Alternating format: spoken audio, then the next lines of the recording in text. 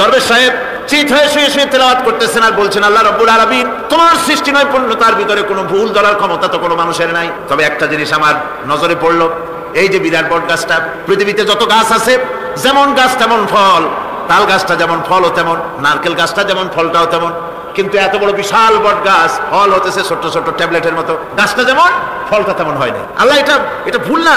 তুমি বলেছো যে দেখো কোনো ভুল টুল আছে নাকি? তুমি ভুল তো না, আমার চোখে এটা লাগলো, যেমন গাছ তেমন ফল হয় না। দরবেশ সাহেব শীত হয়ে শুয়ে শুয়ে তেলাওয়াত করছেন, মনের মধ্যে এই চিন্তা আসলো, গাছটা যেমন তেমন ফলটা হলো না। দরবেশ সাহেব বলেন, এই চিন্তা করতেছি, হঠাৎ করে একটা দমকা হাওয়া বয়ে গেল, ডালে ডালে বাড়ি লেগে গেল, একটা আদা পাকা বটের ফল অনেক উপর থেকে বৃন্তচ্যুত হয়ে চট করে এসে আমার নাকের উপরে ফট করে পড়লো।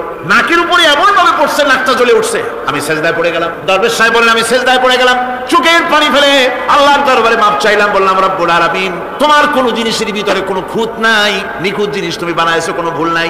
আমি চিন্তা করেছিলাম নারকেল গাছ যেমন তার ফলও তেমন, তাল গাছ যেমন তার ফলও তেমন, বট গাছটা যেমন তেমন ফল। আমার আন্দাজ মতো, আমার চিন্তা মতো, যত বড় বট গাছ অত বড় ফলটা যদি হতো, বটের ফলটা যে পজিশন নিয়ে আমার নাকে পড়েছিল, গাছ যেমন ফল তেমন হলো, নাকও যেত, আমার মাথাও যেত।